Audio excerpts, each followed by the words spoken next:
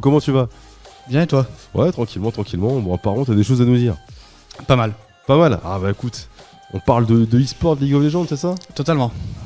Vas-y, fais-nous rêver. Eh ben c'est parti. Aujourd'hui, je vais vous parler de League of Legends, plus précisément des Worlds.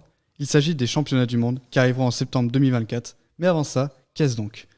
League of Legends, ou plus communément appelé LoL, est un MOBA en 5v5. En gros, une équipe de 5 joueurs contre une autre équipe de 5 joueurs. L'objectif est de détruire la base ennemie en choisissant parmi un grand nombre de champions. Par exemple, les miens sont Ahri, Sona, Yuumi et Elise. Alors, si on essaie de décrypter un petit peu ce que tu viens de nous dire, donc t'as dit 5 contre 5. Donc on va dire plus 5 combattants contre 5 combattants. Oui. Qui ont une base à défendre. Enfin, à la fois, il faut défendre sa base comme réussir à attaquer l'autre. Oui. Le premier qui réussit, c'est gagné. Voilà. Donc j'espère que c'est clair pour tout le monde, pour toutes les personnes qui nous écoutent. Pour ceux qui jouent, c'est clair. Oui, pour ceux qui jouent, c'est extrêmement clair. Voilà. Et t'as cité donc quelques noms de personnages. On peut en retrouver combien à peu près sur le jeu? Bon, à peu près une 150aine. Ah donc ouais, donc il y a de la marge, quoi. Il y a de quoi faire. Y a du choix. On peut trouver son bonheur de ce petit vestiaire, quoi. Ok, donc du coup, continue. Pour revenir dans le vif du sujet, les Worlds 2024 se dérouleront dans 3 villes différentes d'Europe comparé au format de 2023 qui a eu lieu dans une seule ville, Séoul, en Corée du Sud. Ok, c'est la première fois que ça arrive, ça. Oui. Les villes en question sont Berlin, où se déroulera les play-ins et les Swiss Stage, Paris dans Adidas Arena, salle du Paris Basketball, où se déroulera les quarts de finale et les demi-finales, et pour finir Londres dans l'O2 Arena, où se déroulera la finale. Les Worlds débuteront le 25 septembre à Berlin pour finir le 2 novembre à Londres. D'accord, donc c'est tous répartis dans un temps condensé, mais dans 3 lieux différents en Europe. Et pas des moindres, j'ai envie de dire. Des lieux très importants même. Ah, franchement, pas mal. Hein. Si je vous parle de ça, c'est parce que LoL est un des jeux qui m'a marqué et qui a marqué le monde de l'e-sport. E-sport, c'est le monde pro du jeu vidéo. Personne ne se serait intéressé à un tel événement si nous nous remettons 10 à 20 ans en arrière.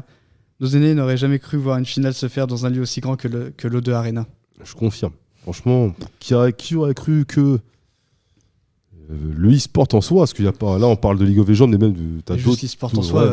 T'as d'autres jeux où t'as les finales, t'as l'impression que c'est des coupes du, que ça soit du monde de football, quoi. Que ça soit dans un endroit aussi connu, en fait. L'O2 Arena, quoi. On parle pas de n'importe quoi. Hein. Là, c'est pas la salle des fêtes de ton village, quoi. Voilà, j'avais peur de dire si je dis un village, mince, on va m'en vouloir.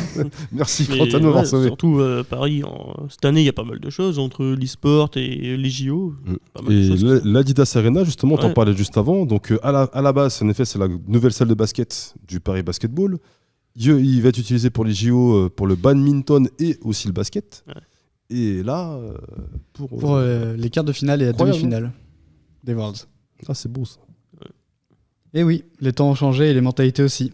Maintenant, c'est un sujet qui parle à plein de personnes. Et contrairement à ce qu'on pourrait en penser, les jeux vidéo n'est pas un truc que de jeunes. Par exemple, Faker, qui a actuellement 27 ans. Non, je te coupe, Faker, c'est qui? Faker, c'est le meilleur joueur de League of Legends. D'accord, ok. Qui est coréen. Coréen, en l'occurrence, d'accord. On n'a pas de français pour le coup. Ah non, c'est ton truc de voiture, là. Rocket League. Ah, Rocket League, ouais, voilà. On est bon en France. Apparemment, dans le Mbappé français de Rocket League. Je sais pas si ça vous parle, non? Non. Z. C'était de ça, je crois. Je crois que c'est lui. Donc, ouais. Donc revenons à Faker, excuse-moi. Par exemple, Faker qui a actuellement 27 ans est le meilleur joueur de League of Legends au monde. 27 piges. Eh oui. C'est tout jeune. C'est pas si vieux que ça. Ah bah c'est pas si jeune non plus. Quand même, pour l'e-sport, 27 ans, c'est pas mal. Ah ouais, quand on prend la moyenne d'âge, en moyenne, ça va. Oui. Cette année, se tentons par chercher son 5e titre malgré son âge plus avancé que les autres compétiteurs. Que Quentin qui a pas l'air sûr de... Oui, 27, c'est rien. Hein. Pour celles et ceux qui sont fans de LoL, petite info. L'équipe qui a accompagné Faker sont les SKT T1, qui se sont renommés depuis en T1. Ils sont prêts à aller chercher leur 6e titre de champion du monde de LoL. Et au vu du dernier match qui se termina par un 3-0 expéditif pendant les Worlds 2023, il y a des chances que ça s'annonce très bien pour eux. Je ne vois aucune équipe qui pourrait leur tenir tête. Vous pourrez suivre l'ensemble des Worlds sur Twitch si vous n'avez pas réussi à avoir de place. Et aussi vous abonner à la chaîne MLCP Online au passage. Allez, je vous laisse. J'ai une game à faire. Ah, pardon. Bah écoutez, oui. Pour ça, cliquez sur MLCP Online. Ah, t'avais une question, vas-y, avant qu'il parte sur sa game. Tu sais pourquoi ils se sont renommés? Alors ça, c'est une bonne question. Je pense que c'est juste pour la simplicité, parce que SKT T1, SKT T1 pour les Français, c'est On dire T1, ouais. Oui, juste T1 en fait. Bah, c'est bien. C'est une histoire de sponsor, ça peut être ça aussi. Hein. Ouais, C'est oui, ça peut être ça aussi, totalement. Un gain de temps.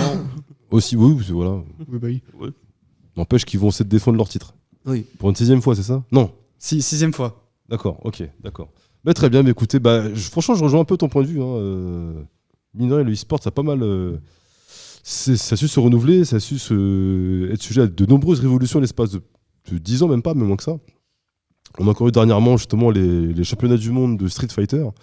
Et on a eu le premier champion de Street Fighter mondial à avoir un cash prize à plus de $1 million. Et ça, franchement, C'est pas rien. fan du genre, c'est pas rien, effectivement. Bon, on parle beaucoup, mais mine de rien, on arrive gentiment là pour de bon à la fin de l'émission.